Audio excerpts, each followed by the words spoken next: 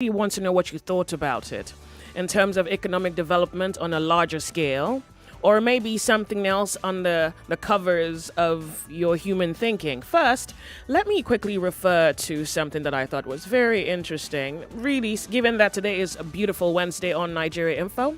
And of course, everywhere beneath the sun, we hold this day to be worthy of note. Welcome to the sunny side. The sun is risen. My name is Joyce, and this is something you should hear. Visa will be needed to Kano if Nigeria breaks up. And that's according to our Vice President, Osibajo. He advised those calling for Nigeria to break up need to have a rethink. In fact, in his words, and I quote, purveyors of breaking up into small components perhaps should have a rethink that we would have to accept.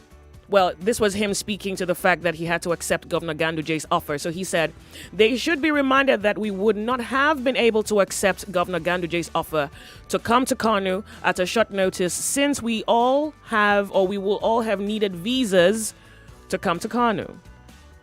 And, two things can happen there. You can take it lightly or you can quite disregard it. But he's saying something that I think is really worthy of both note and consideration. The fact that, well, if we broke up into little smaller countries, which has been the conversation for the longest time, and maybe even the desire of quite a number of people, then what we are saying is, what he wants you to understand is, say, suddenly, once that happens, if you're going to have to travel to maybe Biafra, you would need a visa. If you're coming over to Kano, you would also need a visa. And maybe he's trying to underscore the necessity to stay together. All right. So note that. I'm going to look at... I'm going to go to Wikipedia to look at Niger Republic and give you a vague insight into the structure of that particular economy. Economy of Niger is based largely on internal markets, subsistence agriculture, and the export of raw commodities, foodstuff to neighbors, and raw materials to the world markets. Niger, a landlocked West African nation that straddles the Sahel, has consistently been ranked on the bottom of the Human Development Index with a relatively low GDP and per capita income, and ranks amongst the least developed and most heavily indebted countries in the world, despite having large raw commodities and a relatively stable government and society not currently affected by civil war or terrorism. All right, economic activity centers on subsistence agriculture, animal husbandry, re-export trade, and export of uranium. All right. Now, the need. I wanted you to know that because I went through some of their exports. So first, imports: food, machinery, vehicles, parts, petroleum, cereal. And when it comes to exports, well, they actually export some stuff to us. According to Wikipedia, it reports that 50% devaluation of their currency in January of 1994 boosted exports of livestock, cowpeas, onions, and the products of Niger's small cotton industry. Exports of cattle to neighboring Nigeria, as well as granuts and oil, remain the primary non-mineral exports. So one of their major non-mineral exports to, one of their neighbors, Nigeria, includes granuts, cattle, and oil. According to the report, it's non-primary. It's the primary non-mineral export. Okay, now let's go into the real McCoy. Welcome to the sunny side. You're going to piece this all together yourself. It'll be clear in a minute. Now, the Minister of Transportation, Rotimi Amechi, says he personally traveled to Niger Republic to beg the country to allow Nigerian government to construct the $1.95 billion railway from Kano State to Maradi in Niger Republic. He said this on Channel Television. The rail is expected to run from Kano to Dutse, Katsina through Jibia and will end at Maradi, Niger Republic. All right. So I really wanted to know what his sentiments were, or maybe the reason for the project. He pretty much has heard a number of your sentiments, maybe according to his friends or what he believes the public would assume of that singular move. In his words, he says, and I quote, "It's like the shout about Kano-Maradi rail. I said my wife is Igbo. She's not from Maradi. The worst is that they will say I am serving the interest of the North." All right. Let's go back to his motive. He said, "To even get to Maradi, I had to travel to Niger Republic to even beg them. They're not bringing their money. It is our money, but I am begging them to allow access to Maradi." He makes a case for this singular move. When asked why it was so important to extend the rail to Maradi, Amechi explained that Niger Republic is a landlocked country and has to rely on intra-port trade, which means it has to export and import through intermediary countries, as pretty much been stated earlier on. Okay, now the minister said due to insecurity and poor road infrastructure, as well as extortion by security agents in Nigeria, Niger Republic and Chad preferred exporting and importing their goods through Benin Republic, Ivory Coast, Ghana, and Togo. He argued that the new rail will help Nigeria to compete, and this would expand the economy. And that really is what I'm tugging at. I'm tugging at the fact that this singular rail from Kano to Niger is to help Nigeria compete, and this would expand the economy. So let's talk, our economic expansion and the ways by which we're aiming to achieve this. So I'm glad that he knows. I mean, it's certainly, they know that this is the minister, and I'm quoting him again, due to insecurity, poor road infrastructure, as well as extortion by security agents. And these are not things that the government cannot handle. But for some reason, it's yet to be handled. And until that's handled, the people will suffer. The strain would be seen, or it would reflect on the economy, and everything else that can result from the ripple effect of that certainly would pretty much happen. And everything bad, pretty much. Okay, developing the economy.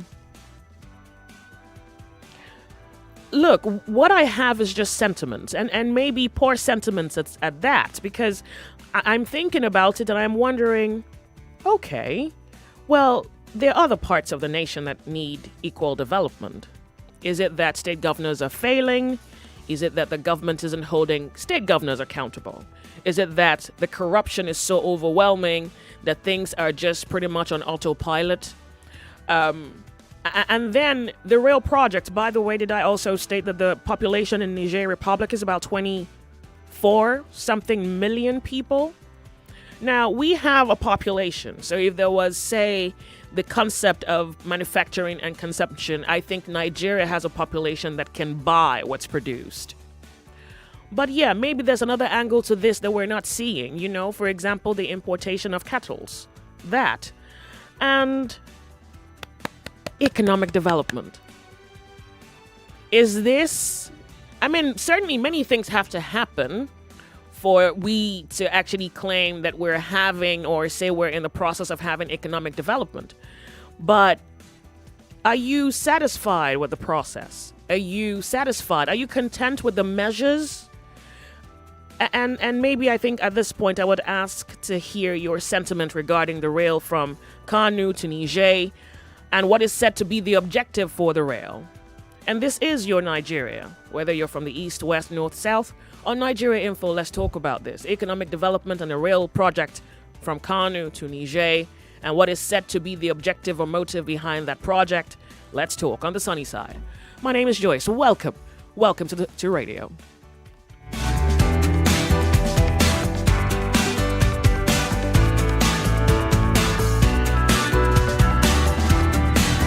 All right, someone is asking, when are we going to have language and interpretations? Well, I did state that on the other side of 1 p.m., we're going to have language and interpretation. So please, you want to hang around for that. Don't be anywhere else. The sunny side, 0700-993-993-993. Welcome. So let's talk about this. Remember the number for women, ladies, to call into the show. Give us their opinion, 01465-7190. National development. and one of the many things that needs to happen, or say number of things that need to happen. Let's talk about what you believe is happening. Hello, good afternoon to you. Sorry I lost you. Hopefully you can make it back. Hello, can you hear me? Good afternoon to you. We're Nigeria Info. What's your name? Hello? 99.3 Nigeria Info. Your number there for my phone now. Stamps in NEPA. Hello? Hold on. Hello? Hello? Hello? I hear you. Hello? All right, so it's me and someone else. Hello, Nigeria Info. Good afternoon. Can you hear me? I can hear you. Welcome. Good afternoon to you. What's your name? Oh, wow. Joyce, good afternoon. You have Ebuka on the line. Okay. Okay. To answer the question you've been asking, Joyce, is the rail part of African continental trade that is about to be signed or has been signed and we are not yet ready to implement it yet? Then again, we are looking at north, west, south. Like the north, they have they do cattle, tomato, let's say agricultural produces. In the east, we also have things like that, and we have a big market in Aba whereby these guys they produce most of our fabric, our leathers, and every other thing. Then here in the west, Lagos. Sorry, excuse me. Is leather produced in Aba? Leather? There's a tannery in Aba? It's like leather shoes. Okay. Oh, okay. And before they get those things, they come to Lagos, shipment from China. We get instead of Port Harcourt, but it's from here. Now, what is the question? Because you've asked so many questions about the economic benefit of this into Niger, and the guy was like, he's not favoring the north, and he's from Igbo land. He's not playing the tune of, he's not dancing to the tune of the north, and so to say. Have we really cultivated enhanced our let's say, our capacity, explore things we have here before you begin to take it out? They say charity begins at home. We are facing economic crisis in the country. We are looking at insecurity, railways. But you know, export is also one way by which we can boost the economy. Sure, fine and good. We don't have a refinery in the country. You get? And you are putting rail in another man's country whereby they have built, they say they have built like 2 refineries, if not 3 or 1, whatever thing. Have you really come to sit together with these other sectors, agricultural guys there, meet all these petroleum guys here, you are a transportation guy, meet together, see how you do interconnection of your state. You get? So we're going to hear other people talk, okay? Let's hear other people. Thank you very much for calling. Thank you. 99.3 Nigeria Info. Hello, good afternoon. Turn off your radio. Hello. Good afternoon. Welcome. How are you? Yeah, just this is Mr. Okay. Welcome. Yeah. My take on this, I believe that the issue of giving a deadline to Niger when no part of the border is not connected there, it's not a good decision by the government. It's not a good decision by the federal government? Yes. It's part of the Fulani agenda of this present regime. Because it doesn't make sense. Niger, there are nothing really that is contributing to this economy. Other than bringing an access route for militants and bandits to be coming into the country. You know?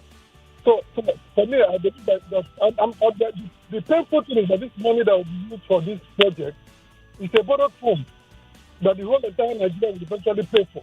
Our children will pay for it. And we're using it to go and build rail line in another country that is not economically beneficial to this country. So, all right. I think the way this government is doing, you think the regime that will take over from them, we really need to put them on trial and sentence them to what they're doing against Nigeria. All right. And it's not just that the man in charge, Buhari in charge, is not a Nigerian. They have proven that it's a Nigerian, that it's from Niger, and he's using Nigeria's wealth to develop Niger, which is very, very bad. All right. Thank you very much for calling the Sunny Side. I'm glad that you called in.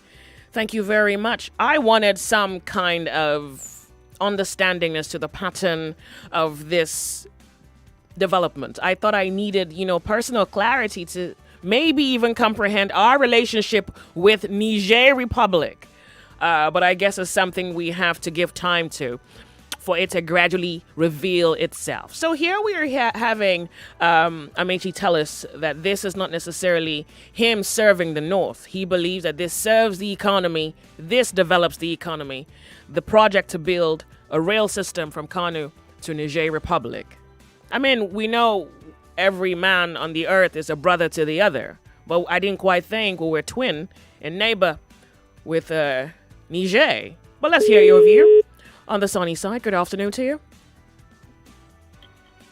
Hello? Yeah, Joyce, good afternoon. Welcome. Thank you. What's your name? Chris. Okay, Chris, go ahead. Yeah, you asked the economic benefit, right? Hello? Go ahead, we're listening.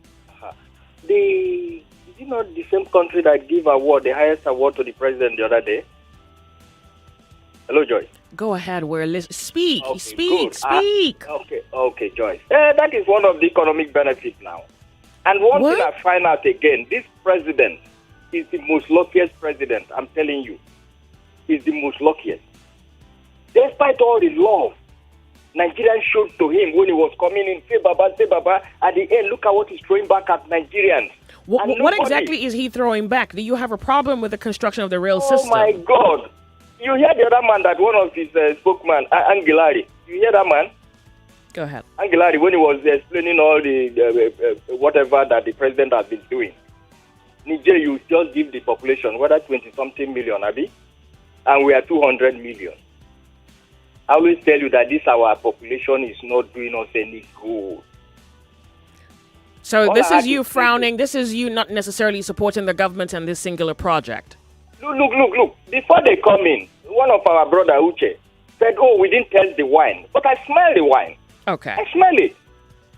All I had to say to Nigeria... So this is something wrong the government has done. You think this singular project is a wrong one by the federal government of Nigeria? Oh my God! Give me a yes, please. They never see anything wrong, especially for that. The man is so lucky, like I told you. All I had to say to Nigerians, they should stop complaining. No. All right.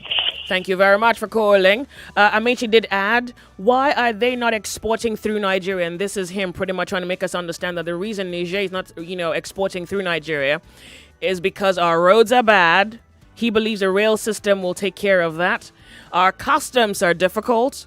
Customs will impose charges that are not charged in Benin Republic. Like it's a litany of concerns which appear to have a solution. But then the question is, rather than provide a solution to our problems, we take another route, which is create a rail system from Kano to Niger. 0700 993 993 993. Welcome to the show. Hello, good afternoon, Joyce. Good afternoon. Welcome. What's your name? I make up from Ajawa Estate. Okay. One, the most important and economic viable route in Nigeria today is from Lagos to Badagry. Speak. The phone lines are ringing. Our friends are waiting. Yeah, I say from Lagos to Badagry and from Lagos to East. Somehow, I don't know whether they are trying to create something out of that adjective. Because it seems Niger is more of a bride, a pride bride. Pride bride. Sorry, bring it back. Bride price? Bride. A bride? A bride to Nigeria? A bride to the those that control powers today. Oh. What they have done for Niger is more than what they have done to some part of Nigeria. You understand? And it's quite unfortunate. But I'm telling you, they will not do that project up to 20% before they leave office. Just go and write what I told you. You don't think they're going to be consistent enough to actualize it? They are not going to do it because the money is not here. They are believing to borrow money from China to complete a road to another country. And they are not thinking of how they will do it. What would Niger export to Nigeria? Cow peas, granite. That's oil. Why you are building that's why you are building a rail station with borrowed funds for another country. You are begging them. And again, there is no border between this Katsina and all those places they are calling. To them, they are as if they are in one country. I'm telling you. So that is the unfortunate aspect of it. All right. But I know they are not going to do anything further than that. It's just politics. They Okay. won't have money to do it. Actually. All right. Well, no money? All right. Hello. 99.3 Nigeria Info 014657190. Good afternoon. This is Nigeria Info. Turn off your radio. Yeah, hello, Joyce. Welcome. What's your name? Good afternoon. Yeah, my name is Fola. Welcome, Fala. Firstly, I want to commend the man that just called now. He has a simple question. Where the question was, why are we constructing the rail? Which is, what are we exporting? What are they bringing in? I really commend the man for asking that question, which is a very vital point. I work in the port, and just like you said, you made mention of the customs and the issues of transportation, the logistics. I don't think this railway of a thing is a good idea. Number one, the custom issue is very, very crazy. Oh, wow. How bad is it? Very crazy. Well, I think 100% bad. I deal with exportation. I export more than 20 containers every month. Wow. I don't want to talk about my business. Yeah, It's okay. crazy. I mean, when you talk about demonic craziness. that's what we Demonic experience craziness, you call it? Yeah. Oh, wow. What a way to put it. How can you spend a whole morning exporting things and you get to a place of inspection and you start hearing stories of it's just crazy. Do you know Which do you think? Okay, go ahead. I wanted to ask a question. When you finish, I'll ask. One of my clients in Turkey at the point said, see, your country is just a waste of time. Oh, yeah? And that's, for me, that's an insult because, Oh, you absolutely. do all the stress work of exporting a raw material and everything, the customs just give you crazy issues. And it's really, really a bone. I don't know what to say about that. So we look at the customs and someone is just thinking, there's not even a rail station coming to Lagos. Why are you going too far? Even just from Ogun State there, I heard that there's a rail station in Songo currently now that you can bring something down to Apapa. I plan to go and visit it to see if that will be a solution to one of our problems we have in logistics in this Lagos. Okay. The truck. We want to talk about the truck issues. See, we don't have any minister for transportation. I think we are just joking here.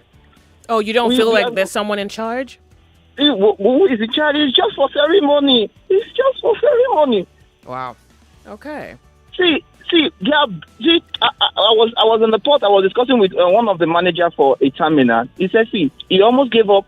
He gave up on his company because of these transportation issues.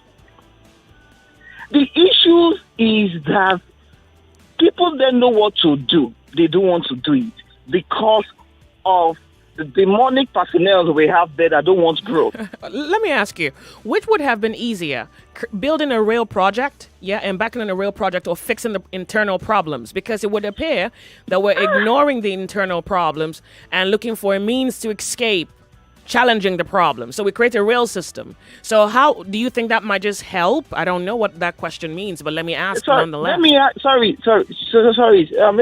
Joyce, let me ask you a simple question. In your house, you're having a problem with water running into your house. Your neighbor has a problem with water running into his house too. And you will let your house to go and fix the problem in your neighbor's house. You've not started your home. You want to go and fix your neighbor's house. Okay, after you fix it, do you plan to take your bucket and start going to your neighbor's house to fetch water? At this point, look, don't ask that question. Oh, no. Let's think. The problem with maybe Nigerians, I don't understand the people there. At the point, I think we have done is there. So there's there's a problem here. Then we can clearly see a problem here. See, Joyce, I'm a young researcher. By the grace of God, I go about. In fact, currently now I'm working on the project. I found that a seed in Nigeria that you can, one container of that seed, when you have 22 tons of that seed in a container, it's worth 23 million naira. Oh. And that seed grows very well in Nigeria. You don't need so much effort. It takes 4 months for that seed to grow in Nigeria. That's a GMO, isn't it? No, it's not GMO. Okay. I would just like to keep that as a secret for now. Okay. So a lot of that. Of recent, I discovered a stone that is one of the stones used for bulletproof.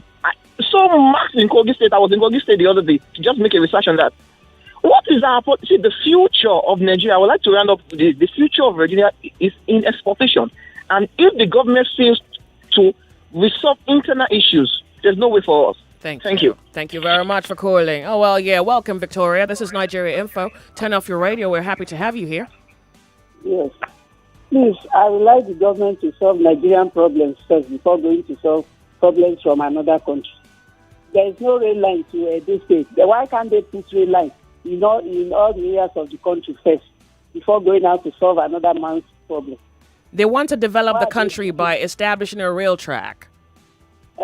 Yes. Yeah. There are rail tracks. There are no rail tracks in Edo and some other parts of the country. Why are they not doing that first before going to another person's country? Why are they drinking Panadol for another man's headache? All right. Good question. Thank you very much for calling. I do appreciate. 99.3 Nigeria Info, the sunny side. I think I can do one more. No. Let's go off on a break. When we come back, I'm taking your comments on this. And I've really tried to highlight some of what can be, say, fair reference to this conversation that we're having.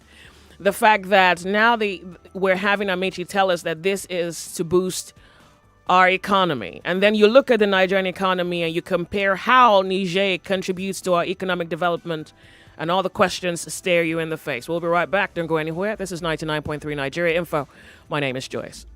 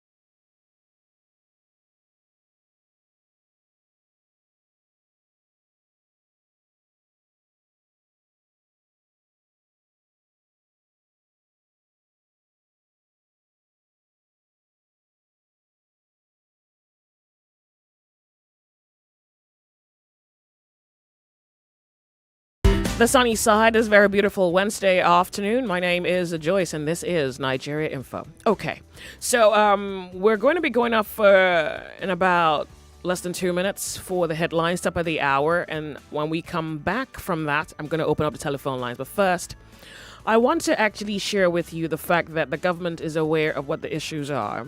So I think it's necessary that I kind of line up some of the references or kind of quote some of the words of Amechi. He says, why are they not exporting through Nigeria? And he's referring to Niger Republic.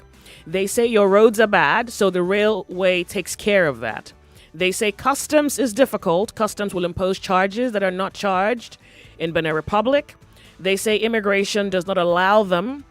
Even when they pass all these, there are still police checkpoints on the road, custom checkpoints on the road, immigration checkpoints on the roads, and then communities have their own checkpoints on the road. Armed robbers attack them on the road, so they prefer to go where it's safe and cheaper to do business. I think what I was hoping that you would extract from that is the possibility that it would appear to some fair degree that we have enough cognition to extract and pinpoint what the problem is. But then again, you see the questions stare you in the face because these are the same problems the common Nigerian has been complaining about. These problem has been the bane, the frustration, the anger of Nigerians in business, importation, exportation. Sometimes you're just a road user and you encounter some of these challenges. So this is the question here. When you hear this and you hear that a rail system is being established from Kano to Niger, and then you think about how this serves the people of Nigeria, well, I'm leaving the whole conversation to you. We're going up for the headlines. When we come back, 0700 993 993 993 and 01465 7190. My name is Joyce. We're 99.3 Nigeria Info. Station for talk.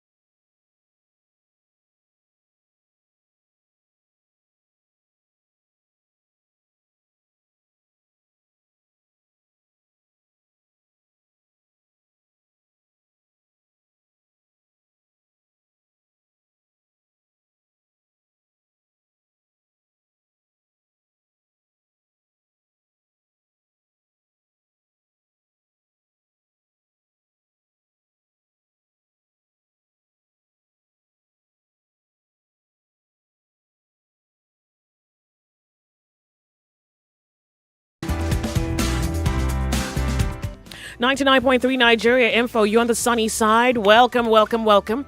Welcome. It's 4 minutes past 1 p.m. Okay, so we're back to this, and I tell you that I've been to. I thought it was curiosity that drove me that far to find out what exactly is our economic relationship with Niger Republic. The fact that they are maybe at the bottom of the economic food chain doesn't necessarily mean much. I mean, it's trade. And yes, you should trade with neighboring countries. It's actually reported that this particular West African nation has consistently been ranked at the bottom of the Human Development Index. Well, it doesn't quite say too much when we consider trade. If they have a population that we can cater to, that's of good enough income that can come in to serve the economy. But then when you consider the fact that a rail system is built, and one of the reasons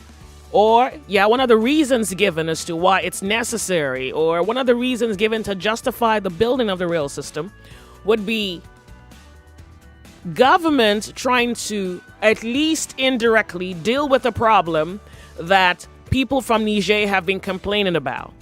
But hold on a second. Before people from the Niger Republic started complaining, Nigerians have been complaining. So what is evident, something we can quite point at, is that the problems are not being dealt with. At least it appears so. Except you have an argument to the contrary. 0700 993 993 993 and 01-465-7190 on the sunny side. We'd like to hear your views as to this particular project, the development of the Nigerian economy, and your position. Welcome. Can you hear me? Hello, good afternoon to you. We're Nigeria Info. My name is Joyce. What's your name? Hello? Sorry, I lost you. Please call back. Good afternoon to you, the sunny side. Yeah, turn off your radio. Hello, good afternoon to you. Hello, good afternoon, Joyce. This is Humphrey on the line. Welcome, Humphrey. We'd like to hear your view on this particular development. All right, my view is quite plain and simple. Amici was, let me start on this note, the former governor of River State before Nyesom Wiki. And he started a monorail project that ran into billions of naira. I'm making this reference to let you know how terribly bad he is when it comes to projects and their management. Now, like some other callers have pointed, which I think is very important to note, we are spending this much money, and I think it's quite an irony that he was able to itemize, take note of some of these stuffs, that the security issues, the road network. I mean, the government, he made it very clear to us that the government is aware, very much aware of this issue. Yeah. But rather than fix this issue, they build a road network from here to Niger. Exactly, billions of money that's going to billions of dollars in a different government. And I think it's such a shame that he could boldly, without losing face, come to tell us that he went to beg the president of another. What is, just like you rightly said, what is the economic importance? What is the ROI on this investment? Now, your reference to Wikipedia tells us how very low Niger is when it comes to their economic standing. So when you throw in this much amount of money, what do we stand to gain from it? Well, he also said very clearly that he is not serving the interest of the North. Actually, I think it's becoming very glaring that is exactly what he's actually doing. Now, when I tie that to the statement of Professor Osinbajo, the VP, it is very clear that the North, the Fulanis, they are preparing for an inevitable breakaway. That is why they are spending this money to develop the North, to link the North with Niger. And then we have the refineries here just yesterday. That's one of the good things I like about Nyesom Wike, that he's not impressed about the money, that the audio money that the federal government said they've released. These refineries have been there, but they'll be building refineries in the North. Like they're taking the monies from here, using to develop the North. What these guys are doing, they are preparing for a breakaway. It is very simple, and I feel very ashamed that our leaders that are supposed to be fighting for us are behind this. And I think the biggest problem for me is not the northern leaders. No. The biggest problem for me is actually the southern leaders and the southwestern leaders. Now, if the northern leaders are up to whatever they are up to, whatever evil game they are up to, what are the southern leaders doing there? Is it that they caged them? Is it that they cannot stand up to speak? Is it that we don't have anybody to voice out? As far as I'm concerned, the problem of this country has to be fixed by we ourselves. We are just too comfortable with a lot of things. Okay. Then we stand up, for these things, a lot of things are going to change. So let me ask you, do you think it was a case of dealing with the lesser devil? You know, being trapped between the devil and a hard place. You probably don't want to confront the devil. Maybe you tried a hard place. So it wasn't necessarily, I don't know. I'm just asking. Do you think, well, look, we have two problems here. Let's deal with the easier problem. Do you think that's what could have happened? But even at that, it still doesn't make sense. Joyce, that is absolutely not what is happening. Like I told you, these people, they know there is going to be an inevitable breakaway. They are developing the north. They are preparing for themselves. Everything is Fulani. Okay, they are lost to the headlines just now. The reference that they are now beginning to try to tell us the difference between the bandits and the terrorists and who is fighting who. And then, just like they made reference, so as per the PRO, they know what they are doing, Joyce. It has nothing to do with the devil and the hard place or whatever. Okay. They are developing the north for a breakaway. And it pains me that someone as Amechi who have the face to come on national TV to say that he's not serving the interests of the north, that his wife is not from the north. Like, what the heck? I'm sorry to say that. Please. So, look, it's all right. I really understand it. Thank you very much for calling. It's not just the Southerners or Southwesterners complaining. Everybody, even the Northerners, are not necessarily happy themselves because here they are, and I'm sure they had an expectation of what life can look like, should look like. But here we are. We are. This is us. This is us. And a rail system going from Kano to Niger. The Northerner somewhere needs to send his. Wait. Shouldn't their kids also go to have foreign education? Like, why is that the preserve of some people? And 24 hours electricity and good food and security. Imagine that what people from the Niger Republic are complaining about is what's been attended to. But Nigerians, Nigeria, yeah, Nigeria, 0700, Nigeria, 0700. 993 and 014657190. Oh wow, welcome to radio. Sorry I lost you. Yeah. Oh wow. Hello, good afternoon, Joyce. good afternoon. This is Esther speaking from Akute. Thank you very much. Go ahead, lady.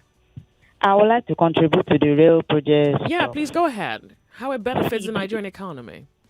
See, it's just that people, they don't understand. Before the federal government could say, okay, let us construct a rail from Nigeria to Niger, it is beneficial to Nigeria. Yeah.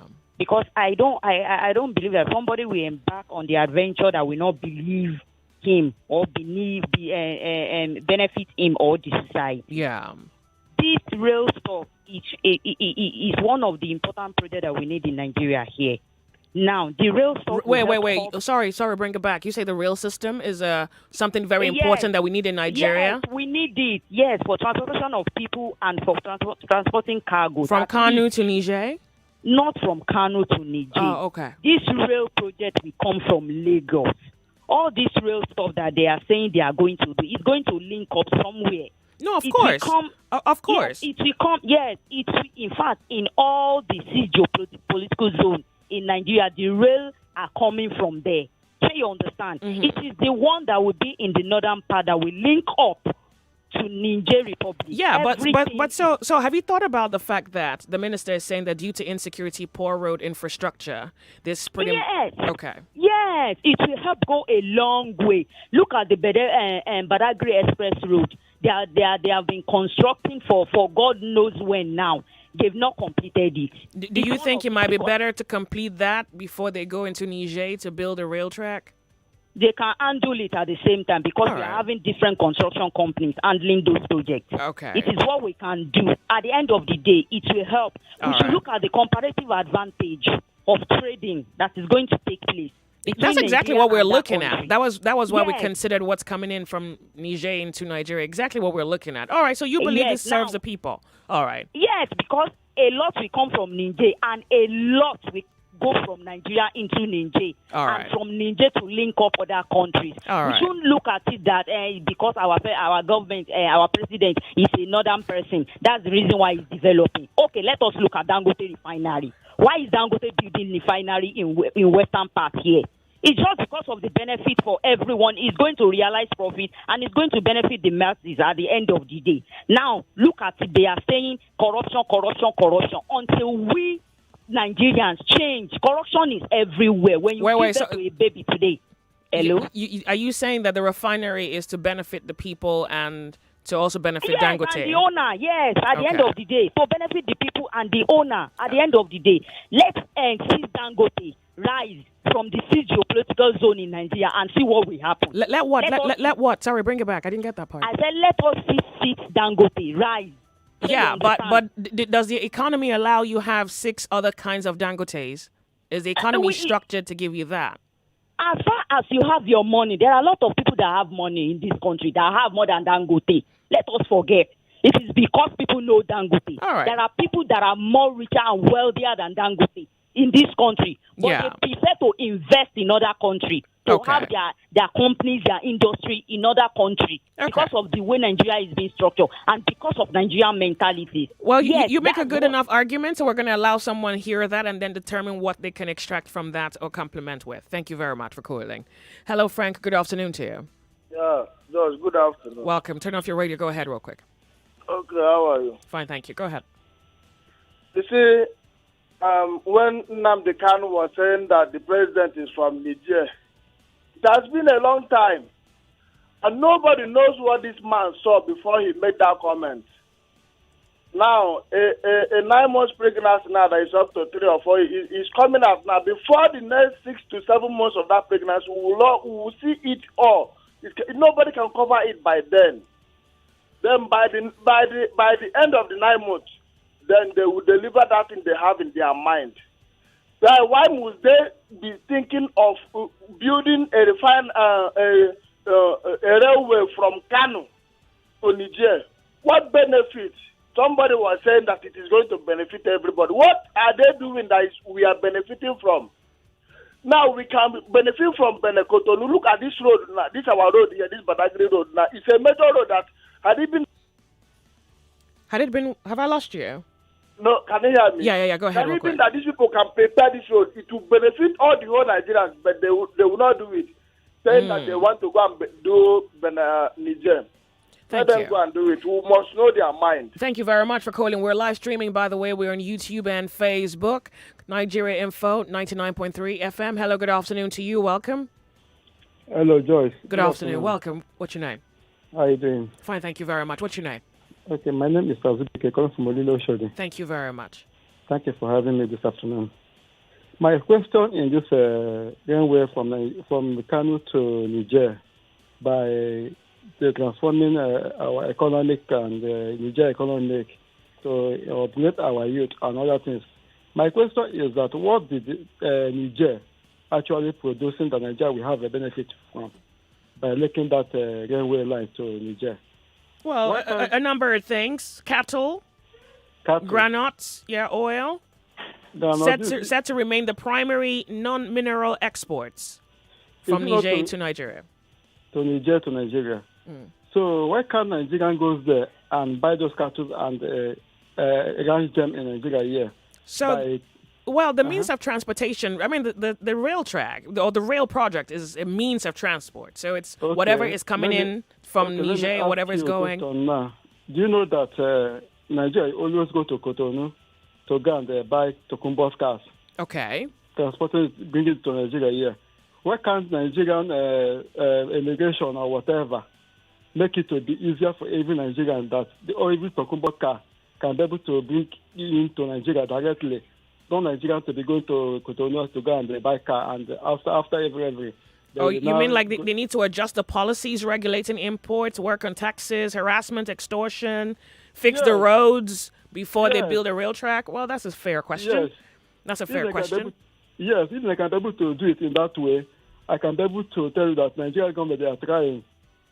Yeah, but if they are not able to do it in that way, they're not trying. Yes. Let me tell you the truth. You know that in some part of Nigeria's country now, state, I need to say, we are lacking of railway transportation. Mm-hmm. Why can't they connect that railway transportation across the state of the federation so that everybody can be able to use railway to other states? That's a very good question, but I don't have an answer. Like from Lagos to East, why can't they construct a lot of such a thing so that the people that in this Lagos can be able to use railway to travel to East or South? Why are they going to Niger? Who is Niger heading from, by the way? All right. Thank you very much for calling. We're going to hear Francis from Victoria Island. Good afternoon, Joyce. Welcome. Go ahead. Joyce. Nigerian matter is firing, Yeah. These people, they have a way of giving us what to talk about every day, and it ends like that. Yeah. But there's no problem. I think if the government are choosing to build a railway from Nigeria to Niger, I don't think they have done a good, it's not a wise decision anyway. What would have been a better decision? See, charity begins at home, Joyce. The road network is bad because they fly on the air. They don't care about us moving on the road. Now, why can't the government invest that money in building railway that will link the states to each other? And if they build railway that link from here to east, I myself will have no business to stay in Lagos. But I can come to Lagos and do my business and go back every day. All right. You agree with me? So you don't support the singular move by the government then? No. Another thing is, Joyce, I want to point out one thing that Nigerians should know. This railway thing to Niger, they just want to use it to make our money. It's another way of siphoning our finance. Okay. So we're going to hear someone else. Thank you very, very much for calling. I do appreciate it. I have Anonymous here. Good afternoon to you. Welcome. Yes, good afternoon. Welcome. You're going to be anonymous, so that's fine. Go ahead. Yeah, okay. So I understand you correctly. You are asking what is the economic benefit of... Yeah, in comparison to what the issues are that we have been dealing with. All right, good. You see, first and foremost, let me lay this background. I think as a journalist, right, as a broadcaster, I think you need to inform the Nigerian people accurately, especially on issues that are this sensitive. Now, this rail issue, this rail project going to Niger, first and foremost, the federal government currently is trying to link all the state capitals by rail. Yeah. That's why the rail started from Lagos to Ibadan. And now the Lagos to Kano, I think it's under works right now. Yeah, it's not awarded it, they're still talking about negotiating it. Yeah. And then the one to Port Harcourt through Enugu to Maiduguri is also being negotiated. It is awarded soon. Now, this one to Kano will be linked to Niger. We'll extend it from Kano to Niger, yeah? That's what you're saying? Okay. Yeah, journalist choice. Just Google the importance of it. Excuse me, please. So the minister is saying, the minister is saying that due to insecurity, poor road infrastructure, and extortion and all of that, pretty much that has maybe fueled the motive or maybe given life to the motive to construct that. Which is better, to fix the Nigerian problem or extend a rail track? Because you also have to remember that these are the same problems Nigerians have been complaining about. The issue of insecurity needs to be fixed. That's an aside. On the issue of the rail, that rail is an export rail. We have had it before. It's an export rail. At some point in time, Nigeria was exporting goods to Niger. You need to understand that in that region where Niger is, there's Chad, there's Niger, there are about 2 other countries, and all of these countries are landlocked. They don't have seaports. That rail is a strategic investment for Nigeria, for all of these countries to use our seaports. Okay, so when you say strategic... Hold on. Let me land. Let me do my point. Please, don't stop me. Please. I have a question, please. You're saying something. I'm trying to understand what you're saying. So if I have a question for you, I can ask you that. Okay, good. Please go ahead. So I'm saying that the question I want to ask you is that there are internal issues that are not being fixed. So even if you fix a rail, and there's a problem of extortion, for example, and extortion isn't fixed, how does it serve anybody? Even the Nigerians. I think the two are mutually exclusive. You can solve the problem of extortion, you can solve your security problem, and you can still invest. Then who should be priority, Nigerians or the people from Niger? Let me answer your question, Joyce. solve your internal problem while still investing in an export rail that will generate port revenues, that will improve, that will create jobs for your people. Let me look at Djibouti. Go and Google Djibouti. Stop saying go and Google it. Everybody knows Djibouti. Ethiopia invested $1.5 billion in an export rail to Djibouti. Djibouti is a very tiny country. But you know what they have? They have a seaport. Ethiopia does not have a seaport. So they invested in a rail to link to Djibouti, and then they bring in all their goods from Djibouti. Okay, so you're supposing that... So I'm answering your question now. The economic benefit of this project is that it links Nigeria to all those countries in that region that are landlocked, that do not have seaports, that would then have to depend on Nigeria for bringing their goods. And the Nigerian government will generate revenue. Nigerians individually would be able to export to those countries in that region and will earn money. Jobs will be created along that corridor. And of course, the country will also benefit. It boosts bilateral trade. Well, so look, to answer your question, this project is economic benefit to both countries. And it doesn't mean that we should not solve our internal problems. Good. So if you support the problem, if you support the real project, it's fine. You cannot necessarily force someone to necessarily agree with what you're saying. If there's an issue for someone, the person is all right to have an issue with it. If you agree with it, it's equally fine. The only issue I have is that let your listeners understand what value this project brings to us as Nigerians. And then, of course, now we all need to demand that government does more on security. Government does more to solve problems of extortion. But you see, for government to invest in that generates revenue for the country, it's a benefit to all. Nobody has a problem with generation of revenue. There are issues that need to be fixed, and I was waiting for you to link it. I was waiting for you to link it. And creating jobs. What did you say? Off on a break. We'll be right back on the sunny side. The new novel is here, and the show goes on non-stop with AY Live on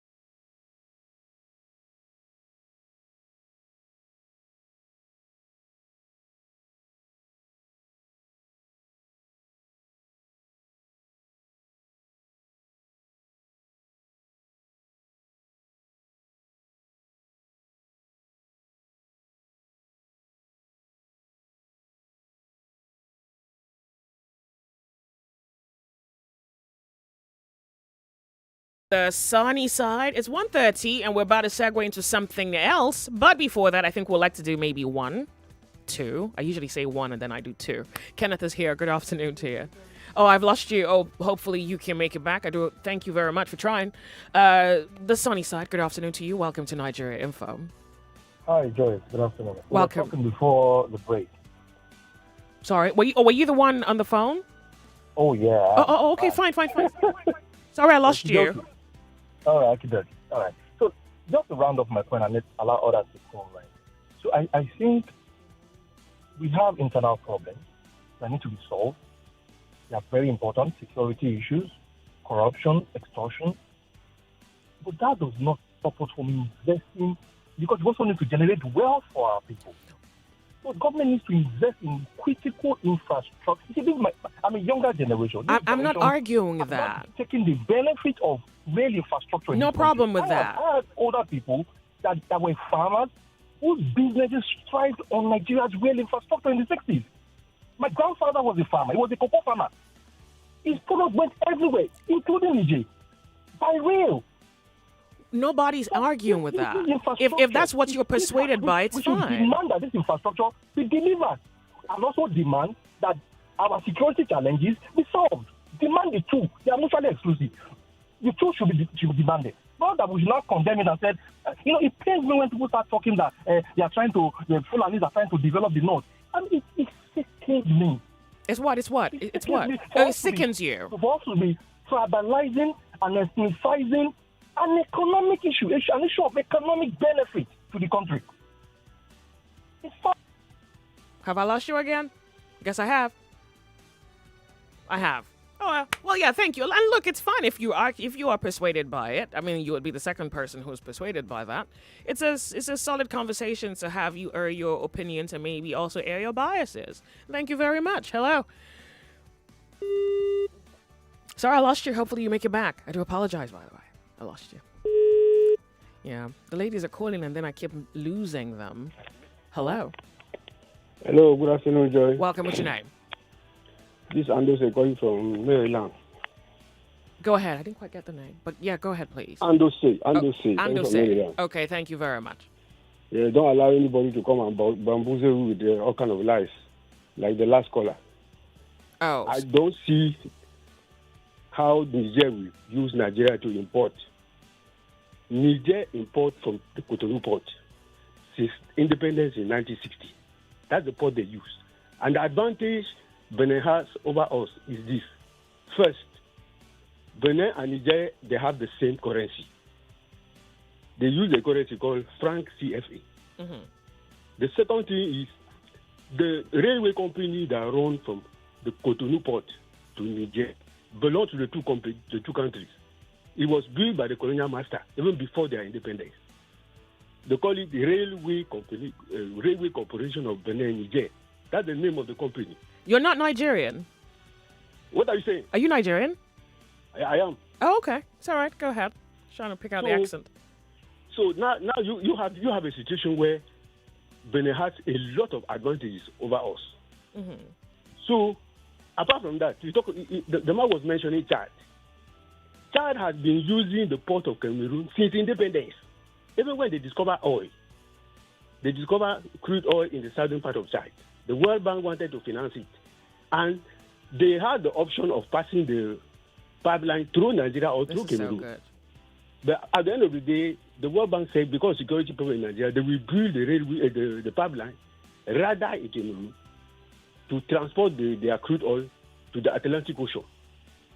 So I don't really know. I don't know the reason why the Alakola will say Chad is willing to Chad is willing to this. It doesn't have the notion. It doesn't have any notion of geography. I'm telling you.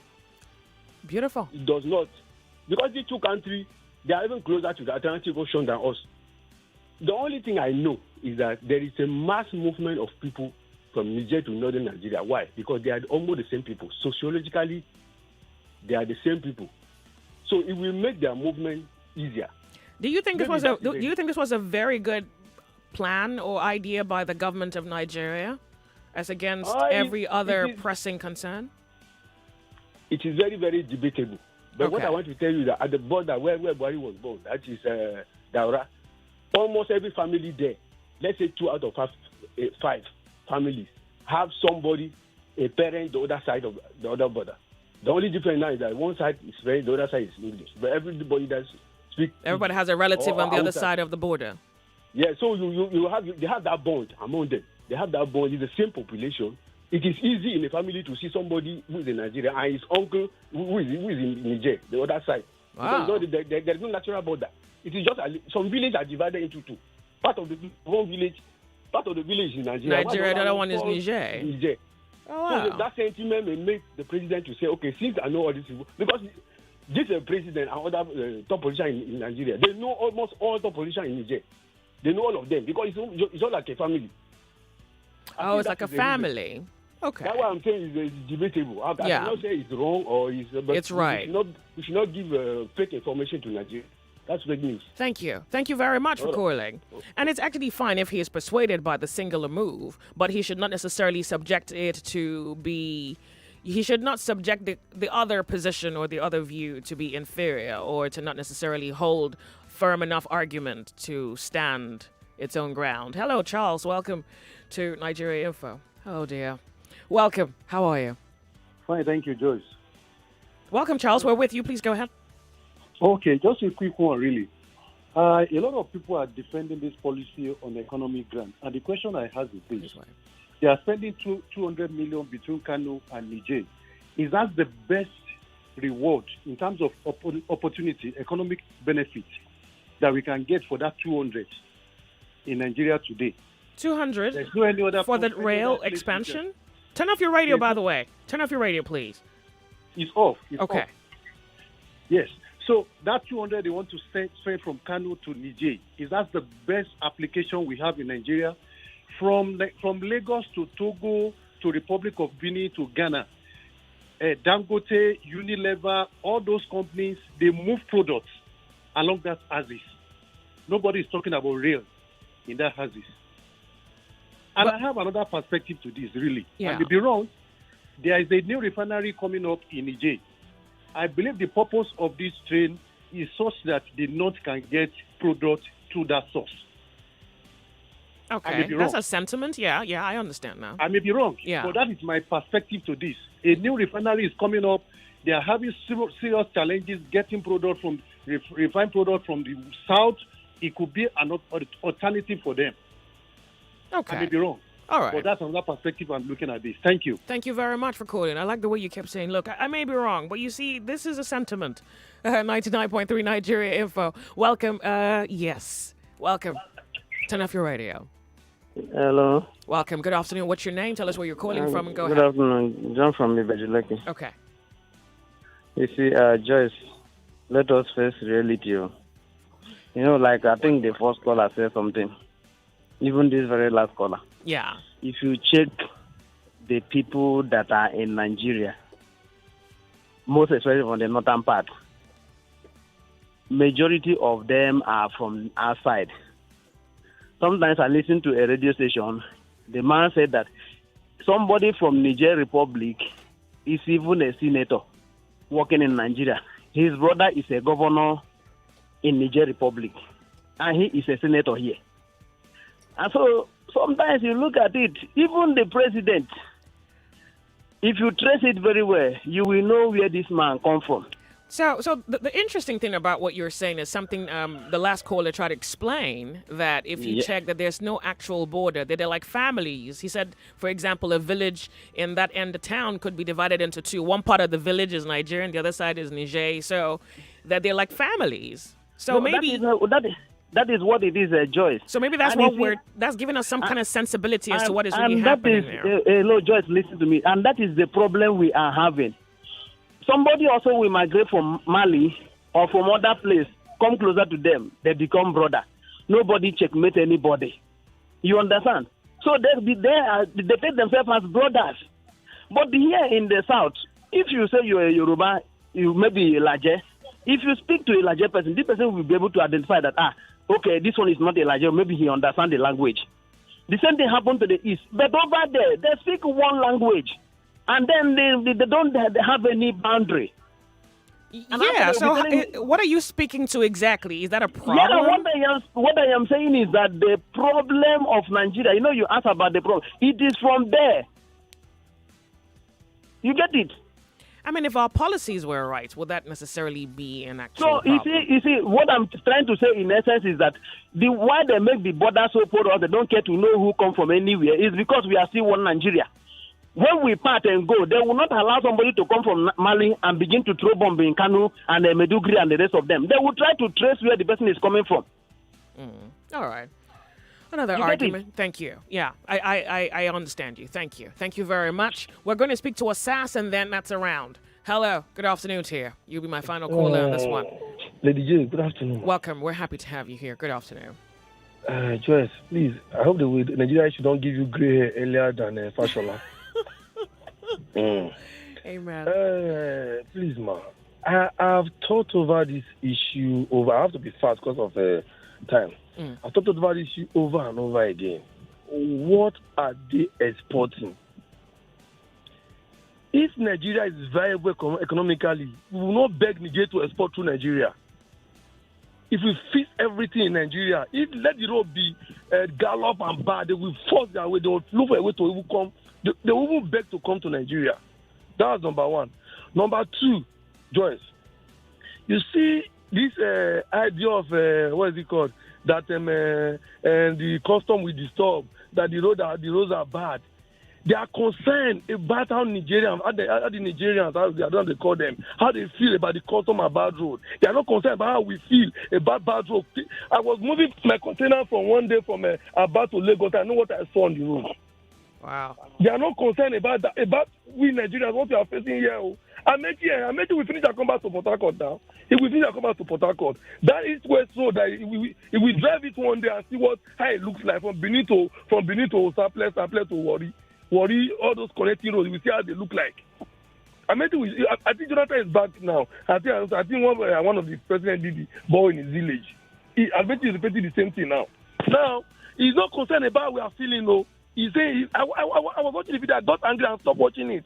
I was angry. Yeah. That the custom, they said they will have issue with the custom, they have issue with the police, they have issue with immigration. They are very passionate about the Niger people. I don't want them to pass through straight, bringing the goods to Nigeria. So another argument can be maybe not the people, maybe is the economic benefit, if we can call it that. If the goods are flowing well in the country, will it not benefit us economically in Nigeria? That's a resounding yes. So the economic benefits that will benefit Niger citizens and make them live where we are living for hand to mouth in Nigeria, yeah? Just I beg. Thank you very, very much for calling. I do appreciate.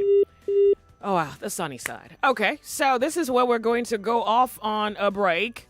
And I think it's Commando. What's her name? No. What's her name? Commando? Yeah, Commander-in-Chief. Okay, so we're going to go off on a break. When we come back, we're going to segue into another topic. Well, we can see how delicate it is, even trying to understand the interaction between our reality and what is exactly happening when it comes to socio-economic concerns, policies, politics, and you hear something like this, and one person is passionately driven by the economic benefit, the other person is suspicious, given that there has been issues, still are issues that are not necessarily getting done at a fair enough human pace, and then you're pressed to compare and then to ask questions and then maybe make some sense of it if you ever succeed trying to rationalize the problem before you are able to make some sensibility out of it. But yeah, it's Nigeria Info. We would certainly always afford you the platform to talk about these things and of course enjoy sound music and then come right back to the conversation. And for sure, when we come back, it's language and interpretations. Don't be anywhere else but here. My name is Joyce. When you were young.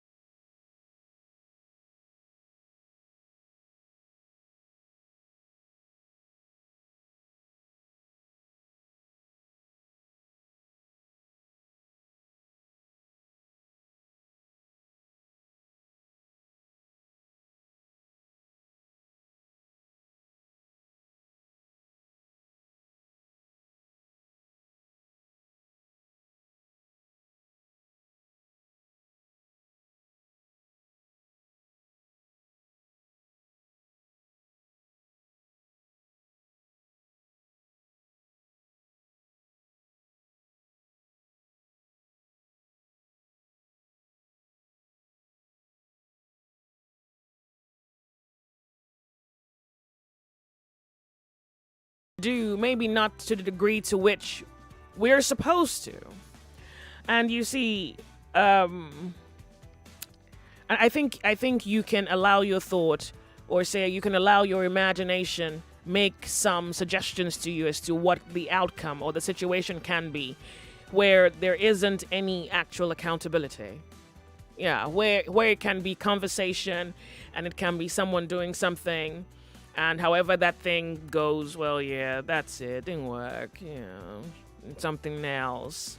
Once it's docile, once it's weak, once the vision itself becomes dull and the spirit of men go to sleep even though they're awake, well, this is what you're going to get. It doesn't quite appear that there are straight line definitions to what we want. Or maybe a group thinks this way, this other group thinks differently. So I think I'm going to ask you to determine the future of this country.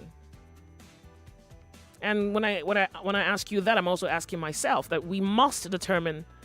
Otherwise, you're going to be given what someone likes. Like, you're going to get what you can call a leftover. Yeah. So if you're not demanding, you're going to be given what they like. Someone determines what you're worth and then, gives you that. Okay. I know you get it. And I hope I've put it in the most simplistic way where you can think about it without rancor and maybe with needed clarity, because until you're clear, you're blind.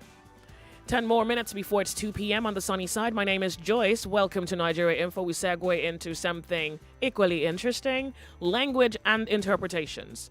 So I am taken by social languages, and many times I am lost when it comes to the interpretation. In fact, I think one of the very interesting aspects to this particular element on the show is that depending on who you ask, it would differ one from the other. But then I think some people say things that they don't believe, and many people choose to make it their personal philosophy because somebody else made it a philosophy, not because they have a conviction in that regard, not because they're persuaded to believe it based on, say, empirical evidence.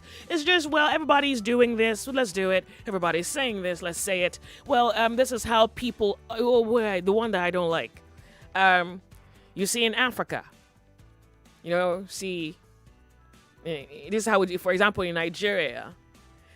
I feel if you had a capacity for 1,000 tons of anything, the moment you just go, you see, in Africa, you've lost like 950 of your actual capacity to be transcendent, to be something that is near Godhead. The moment and yes, you can call it conformity of some sort, you can call it lack of self-determination, the inability to use your autonomy to self-determine and make choices for the better, to aim for the highest good. Yeah, the moment you just say, well, does everybody agree? Yeah, we're all just going to be this, yeah. Because there's something about conviction. The moment you have a conviction, nothing stops you, not even death, nothing is enough threat.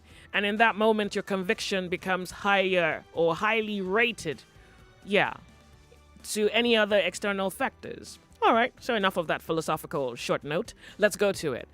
I've heard people say marriage is not a bed of roses.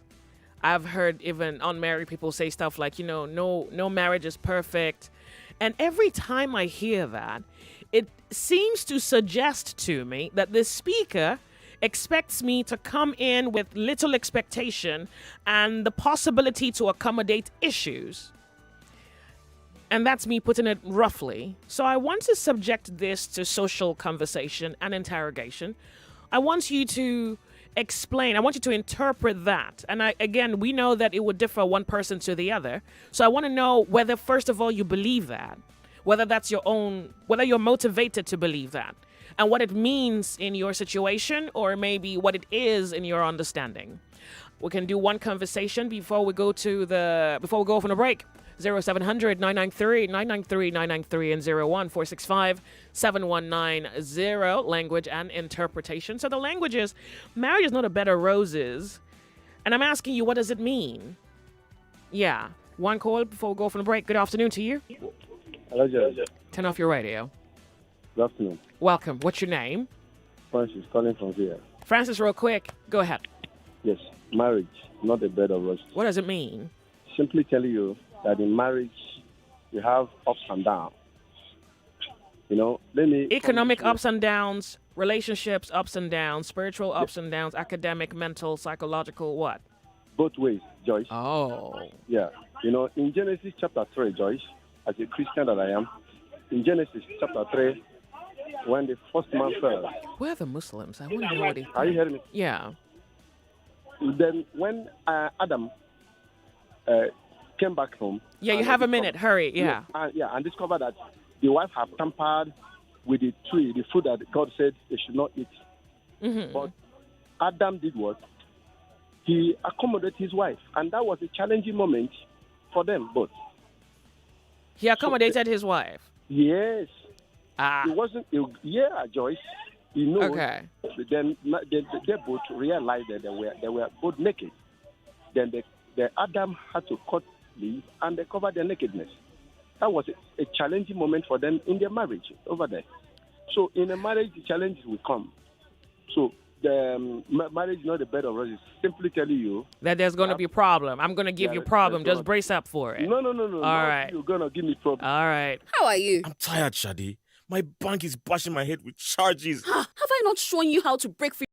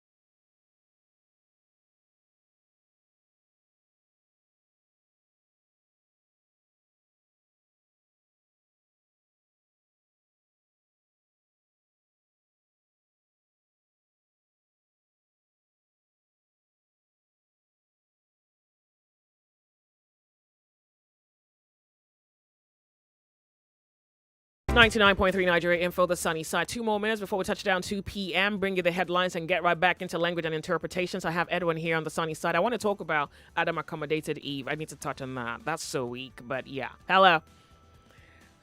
Hi, good afternoon to you. Welcome to Nigeria Info. It's language and interpretations. Hello.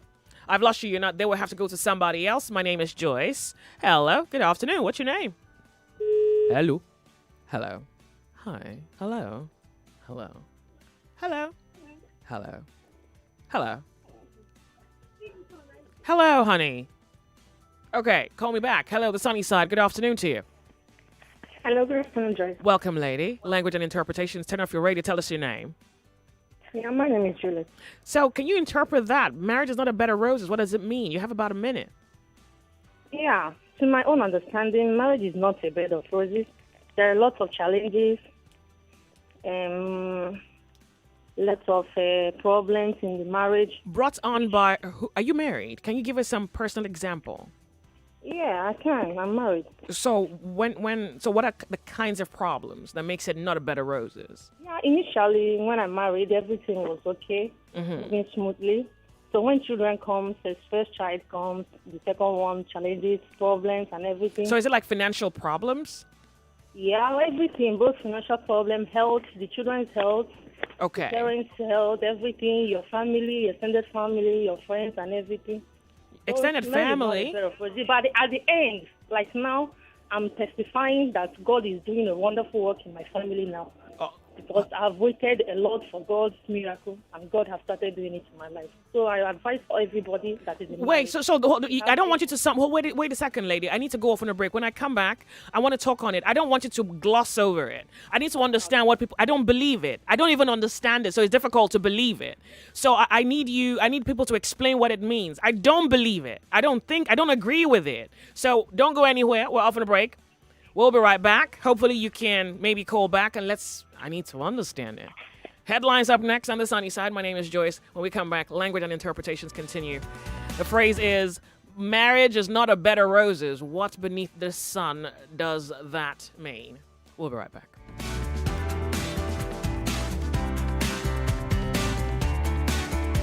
In the heart of Lagos. News, talk and sports. Only on one dial. 99.3 Nigeria Info.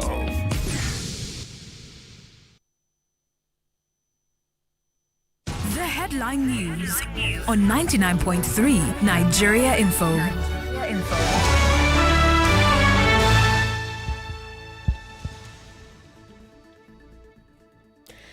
99.3 Nigeria Info. You're listening to the news headlines at 2. Deadline given by NNPC for petrol price to remain at about 165 naira ends today. President Buhari under fire as he arrives London for medical checkup amidst impending doctor strike.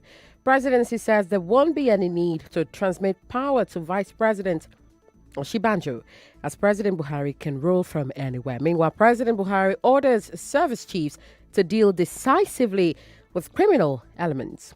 Former NBA Vice President Monday Obani tells Nigeria Info Court has stopped the federal government from blocking SIMs due to NIN registration. Tinubu makes U-turn, says he meant 50,000, not 50 million youth recruitment for army. And SARS Lagos panel gets 3 months tenure extension, while 7 die of COVID-19 as Nigeria records 121 new cases.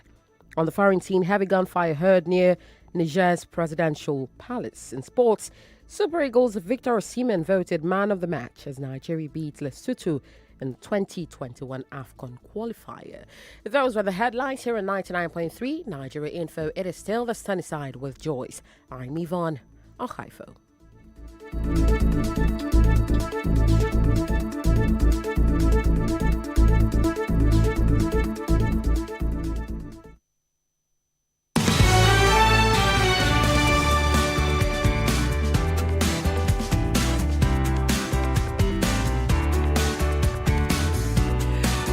99.3 Nigeria Info, the sunny side. My name is Joyce. Welcome to Language and Interpretations on radio, 99.3 Nigeria Info.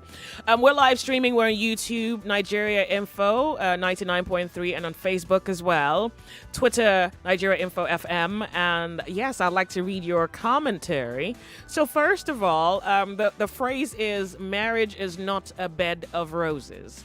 I don't know what it means. And many times, as I did explain earlier on, people tend to sometimes adopt social phenomenons, one, because it's popular, two, because they want something about them to be accommodated in they want something about them to be accommodated rather than take up the responsibility to fix that. So the last lady who called, you are not specific, so it's not clear. I can't quite use that. You didn't quite give me a weapon, to use psychologically in order to help me understand what it is. But before we go further, let me quickly say something. So Adam did not accommodate Eve. I understand that the social narrative is that Eve was the one who led Adam astray. And the truth is that Adam knew the apple he was eating. So it wasn't necessarily deceit. Eve was tempted of the devil. Yeah. So Eve era 1 done. Eve told Adam what the fruit was. So Adam had knowing or knowledge of the fruit he was eating. The command as was given to Eve was also given to him to not eat. And he ate. Automatically, he becomes equally responsible for his action in that case, or had it been a word different, in action. You cannot blame the action of Adam on Eve. He had equal knowledge. So maybe what we need to really start doing is, talk about responsibility more. You have a responsibility to choose, to not choose, to act, not act. It's responsibility. And I feel culture hasn't told you that enough. And maybe now I have to try not to stress myself and have gray hairs while I try to remind you that you have a responsibility to steal, to not steal, to rise or to fall, to choose, unchoose, to be, not to be. You have a responsibility. All right, so that's out of the way. And I can imagine that he's not the only person who thinks that. Adam accommodated Eve. Really? Okay, 0700-993-993-993 and 01-465-7190. My name is Joyce, Language and Interpretations Grace.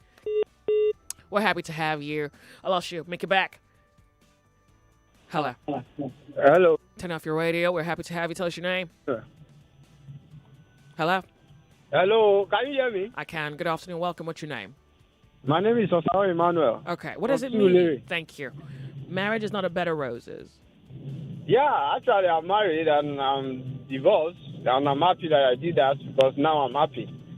And marriage is, to my understanding, we often hear that with times without number that marriage is not a bed of roses, meaning marriage is not like a hot knife going through butter. It comes with hiccups, sometimes hurricanes and earthquakes. Yeah, but why? Why? Because you see, I think problems have a root, and if you eliminate the problem from the root, the problem is out of the way.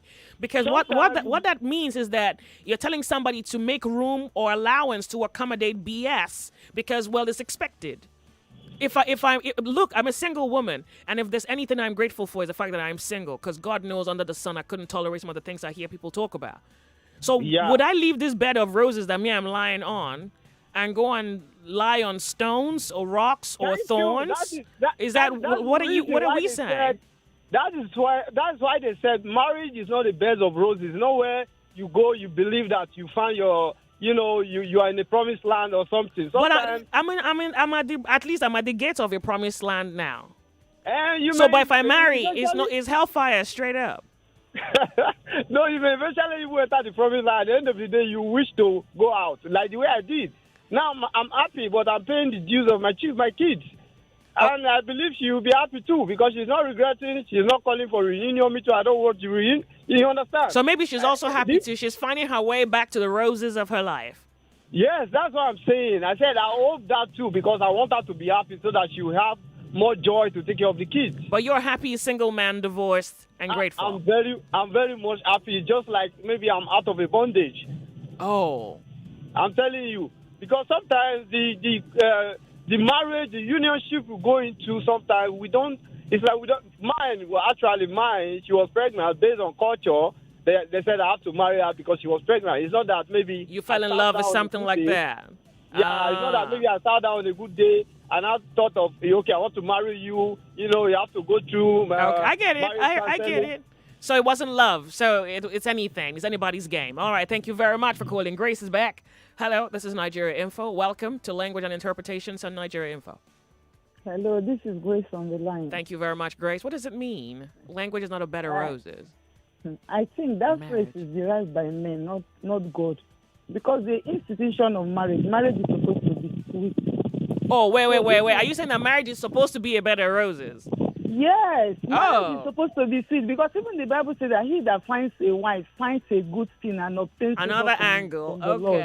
Okay. So if we say that marriage is not a bed of roses, it is derived by we men because we know that our life is full of up and down. Are you with me? We're listening. So saying that marriage is not a bed of roses, meaning that marriage is full of problems. Problem that someone else is going to bring for you. Is that what it is? Either from the husband, either from the husband or the wife. Anybody. Yes, either from the husband or the wife. So whatever you see in marriage, you take it. You should not enter marriage because you want to go and enjoy. So if the phrase say that marriage is not a bed of roses, meaning that there is bound to be problem in marriage because marriage or the way God institutes marriage is supposed to be sweet. Okay, thank you. And that is why there's problem in marriages these days. All right, so people feel that it's a natural thing for marriage to be in crisis. Okay, thank you very much. This is going so well. Thank you very much. We might even have to have 2 episodes of this. The Sunny Side, good afternoon to you. Welcome to Nigeria Info. It's language and interpretations. Turn off your radio. Good afternoon. Turn off your radio. My name is Chris. I'm calling from Lagos Island. Thank you very much, Chris. I strongly believe when they said marriage is not a bed of roses, I think it's a great term, and it's not right in a way because people shouldn't use their personal experience to judge things as if that's the general rule. Okay, maybe it's a general rule to an extent, but there are lots of exceptions. Okay. I think, one of the reasons why people always tell you that marriage is not a bed of roses or something it's like because that. they are suffering in their marriages and they're sticking with it. Yes. So, and again, you asked question, if I understood you correctly, when you said something about somebody bringing his or her own issues upon the other person. You know, is what is it called again? As in coming together of two different people from two different backgrounds and all that, there is bound to be disagreements. Okay. Yes, it's normal. It's not just. So you're agreeing that marriage is not a bed of roses because you see disagreements you can fix. In love, you can easily understand the other person. Yes. So that's hardly your problem. So are you actually making a case for marriage is indeed not a bed of roses? Okay, let me put it this way. Let me not just streamline my argument on marriage. A relationship coming together of two people, whether they are husband and wife, business associates, relationship generally. There's always a time that one person's ideas. The way you feel about your friend, is probably different. Even if you have a falling out with your friend, you disagree with your friend, you're not speaking to your friend, you haven't spoken in 1 month, but somehow maybe you guys make up, stuff like that. But I want you to understand that people are in marriages and they are unhappy. Unhappy. Yeah, I understand. And I want to believe that problem has a root. But let's even understand by dialectic what people mean when they say marriage is not a bed of roses. Is that justification to endure madness in the name of, well, here we are, let's be married, that's what we do at this age? Like, what are we doing? I think that is actually a misconception. What I'm saying is this. When there is issue, no matter the kind of issue and no matter the relationship, whether marriage or anything, people should come together and talk about. Have you had a problem with your friend, like someone you like, someone you love? Have you had a fight with that? Do you understand how you fight with someone that you like? It's not. I mean, it's serious, but you're looking for ways to kind of quickly mend it. Yes. But that's the way it should be. Oh, so then the theory is wrong then. Yeah, I think to an extent. That's why I said people are giving it a generic definition. Okay. I don't think it has to do with individual people. That's the way I think. Okay, thank you very much. We're going to hear someone. We have Mrs. Ajayi on the sunny side. Are you there, lady? Hello, Joyce. Good afternoon. Good afternoon. I'm happy you called in. Thank you very much for calling. Okay. They said marriage is not a bed of roses. What does it mean? Is this supposed to be a bed of thorns? I don't know. I'm not married. You know, you guys are the ones who are following. You tell us. And they say, as you lay your bed, so you lie on it. You can refuse to lie on that bed, Joyce. You can buy another mattress, you can buy another bed and lie on it. You can walk away from that bed. See, it's because Adam did not have any choice. So there was already problem in that marriage. If Adam was where he was supposed to be, the serpent would not have come to tempt Eve. And Eve was always used to not having Adam around her. So that was why she went ahead to do what she did. No, she wasn't used to it. There were just moments where Adam probably had to go up to worship. Why didn't he take her along? Are they not supposed to be together? Were they not supposed to be together? Okay. But are you blaming... He has been going. Yeah, but are you blaming Eve for Adam's choice? He made a choice. God also told him not to eat. And he knew the fruit he was eating. So it wasn't like she was like, look, this is an orange. But in actuality, it was an apple. No, he knew what he was eating. He did not have any choice now. No, you can't say that he had a choice. It's like everybody's stealing in Nigeria. I have a choice to say I'm going to steal or I'm not going to steal. There's always a choice. That is why I said, if you say you don't want to lie on that bed, you can buy another mattress. You can buy another bed. You can walk away. You can refuse to lie on that bed. So you don't agree with the phrase that marriage... You don't agree that marriage is not a bed of roses? No, I don't agree. I don't agree. All right. Thank you very much. Thank you. Thank you. Robert is here. Oh, wow. And we've heard this for how long? Good afternoon. Welcome to Nigeria Info. Good afternoon, Joyce. Let me talk to you once more. Oh, I'm happy that you would.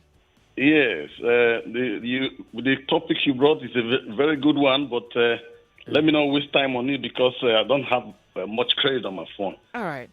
The marriage, as you say, is you have to work it out. That's what it means by not a bed of roses. You work it out. You and your partner work it out. What's the difficult? There's no difficulty in working stuff out. Look, I'm at the job. Difficulty must come when you work. Look, I'm on a job. Yeah, no. It depends. It depends. Look, I'm working, but it's hard. Labor, yes. No. Look, you are doing that now. Are you not laboring? Well, I can't quite call this labor. Maybe I'm going to call it a labor of love. I love what I'm doing. So that's it. You see it. So it's the narrative that you give it. I love what I'm doing. I'm happy to show up to work every day. Look, I wake up in the morning. I have a cup of coffee, have me some cake or something, cookies or chocolate. Okay. I have a bath, watch some news, and I show up here with a bang, and I know I'm going to kill it. I'm happy to be at work. But don't you have some challenges when you do I don't have any. I don't have any. I see most. The only challenge I have is Nigerian politics, that I have to talk about it on Nigeria Info. A lot of people challenge you sometimes. No, that's not a problem. I listen to you every day. That's not a problem. I hear a lot of people challenge you, say that you are not a pastor. Why do you say that you confess to your That's our friends who need to be informed. Can you see the problem? So those are our friends who need to be informed. Those are our friends who need a little bit more education. I don't need you to be a liberal, but I need you to allow your brain expand, your imagination, the concepts of your knowing have to expand. You have to accommodate more light and more angles to the argument. So I don't have a problem with that. But what you're suggesting is that if I'm going to be married to you, I should come with the expectation that you are going to give me nonsense. That's exactly what you mean. So as I'm coming to marry you, I should know that your mom is probably, maybe you're a mama's boy, then your mom is going to do something that I'm not going to like, and you're not going to say anything, then I'm going to take it. Really? Let's talk. This is so interesting, and that's the thing. So this is why I wonder whether you believe the things that you say. But then we don't know that you don't believe it. So on Nigeria Info, good afternoon to you. Let's talk about it. Yeah. Turn off your radio. Oh, wow. Help me off real quick. Hello, Joyce. Good afternoon. Welcome. Turn off your radio. Tell us your name. I'm calling from Niger. Welcome. Marriage is not a bed of roses. What is that? Yeah, what you need to understand is when it comes to marriage, these are. Are you with me? I am. These are individuals that come from different backgrounds. These are people that imperfect humans that are coming together. Another problem, imperfection. That's a problem. No, because no human is perfect. No, you see, if that's a problem, we're fixing it or we're not fixing it. It's a yes or a no. There are no maybes. One thing you need to understand that when there's a problem, we are trying to fix that problem. You can have in mind that the good is on the marriage. There is in mind that there are problems on the way. Two of you have to fix it. So don't believe of that when you enter marriage, everything is just okay, normal. This is where people make mistakes. No.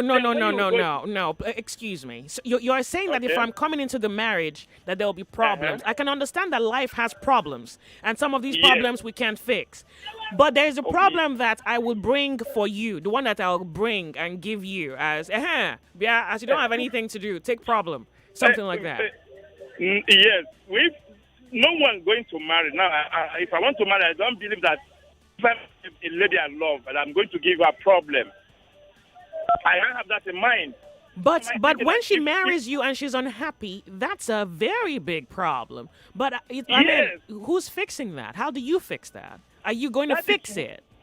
That is where I have to work. We have to work to fix the problem. Then once you fix the problem, it's out of the way. I mean, the problem doesn't stay there if you determine by January 1st that you want your wife to be happy by February 1st.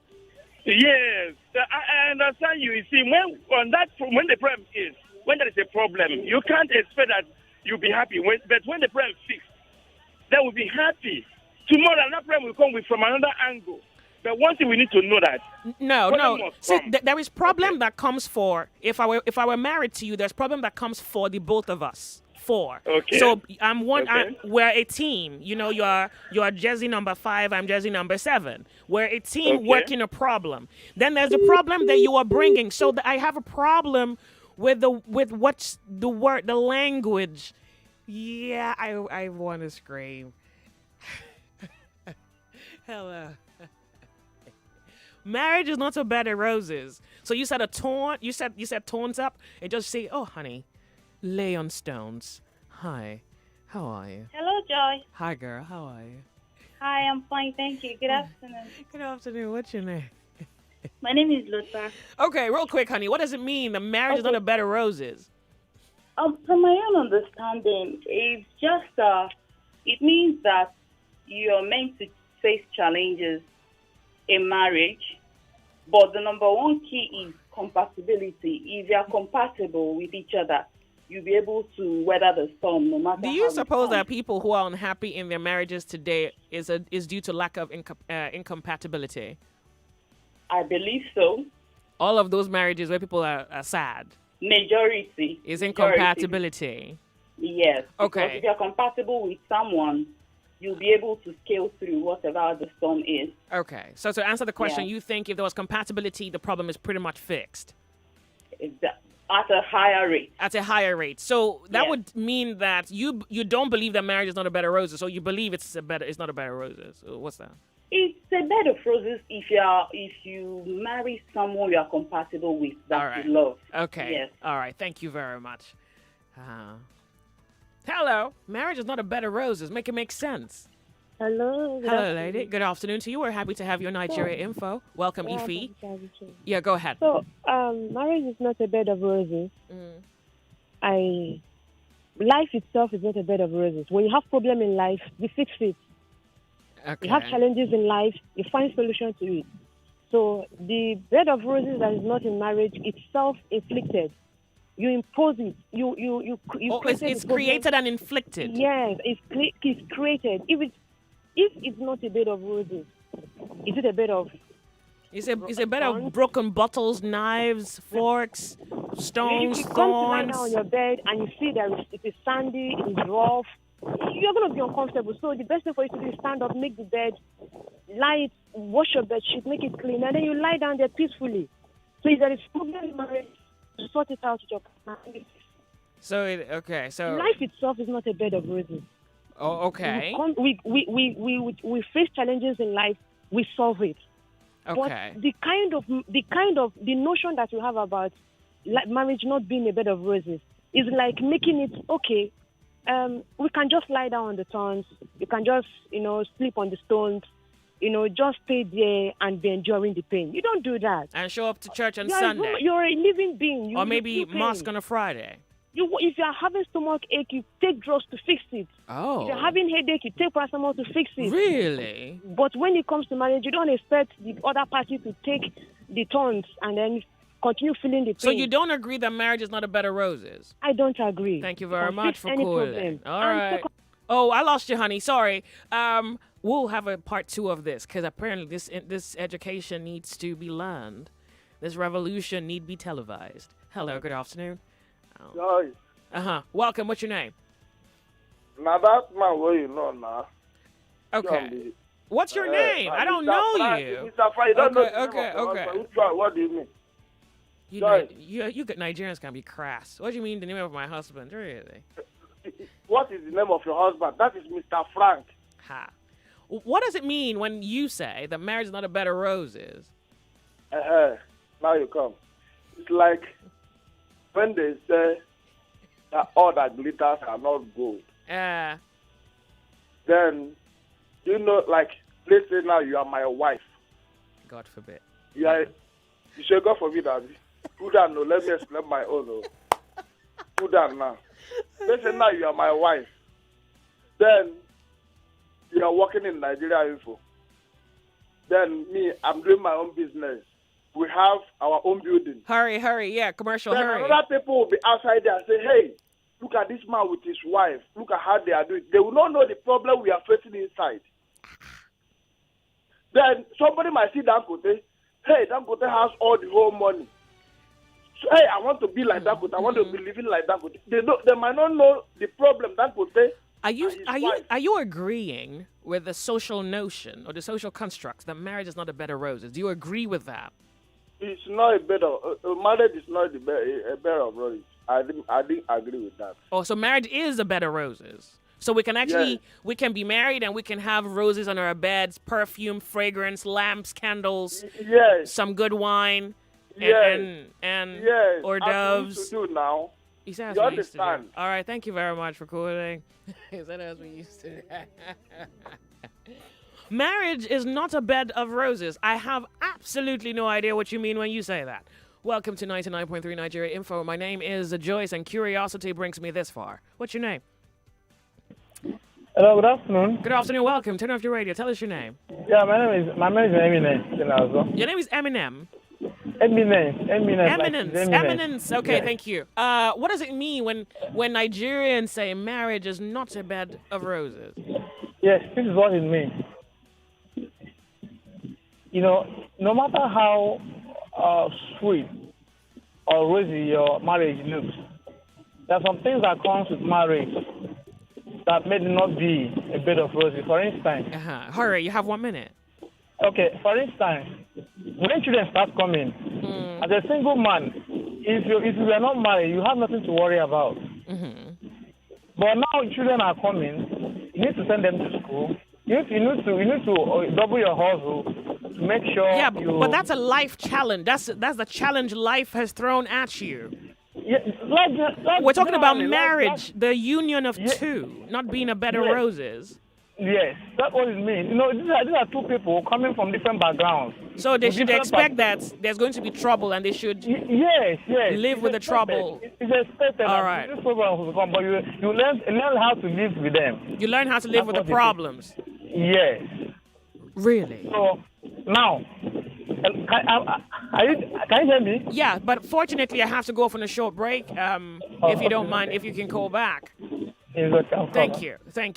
The new normal is here, and the show goes on non-stop with AY Live on Easter Sunday, virtual edition, happening from Eco Hotels with a limited and approved audience on April 4th and transmitted to a worldwide audience online. Streaming live on ArisePlay.com for Nigeria and to a worldwide audience on QuickNet.com. Get ready to experience AY Live virtual edition from the comfort of your homes with undiluted dramatic entertainment and unlimited back-to-back comedy time out with AY. I Could Die, Gordons, Sheila, Destalker, Acapella, Mr. Paul, Aproco, and lots more. Musicals from the biggest rave-making kings in the industry. Venue, Eco Hotels, and your comfort zone. Time, red carpet 5 p.m. Show starts at 7 p.m. to 11 p.m. You can get your tickets online at www.aylive.tv. For inquiries and sponsorship, call 0806-139-7264. AY Live Virtual Edition in conjunction with Eco Hotels and Suites is powered by Revolution Plus Property, Coleman Wires, and Midas Interior. Supported by Mini-Me, packaged by Lanre Maku Events. Proudly supported by Cool Wazobia Info FM.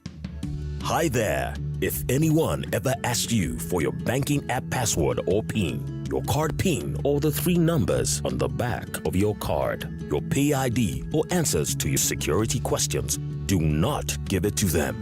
These details are private and highly confidential. They must never be shared. Stay smart. Don't lose your money to scammers. This message is from Kuda Microfinance Bank, the bank of the free. Download Kuda on the Play Store or the App Store and open an account to enjoy free banking.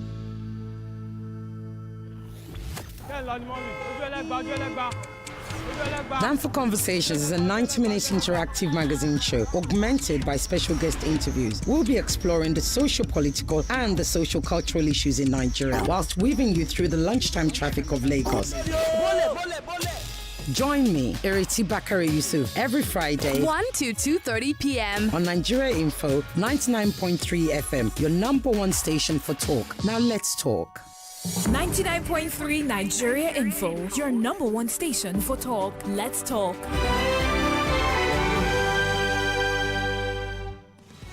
99.3 Nigeria Info. We are more than just radio. Subscribe to our YouTube channel at Nigeria Info FM. Check us out on Facebook at Nigeria Info 99.3. Follow us on Twitter at Nigeria Info FM and on Instagram at Nigeria Info FM Lagos for live updates as it happens. 99.3 Nigeria Info. Let's talk. 99.3 Nigeria.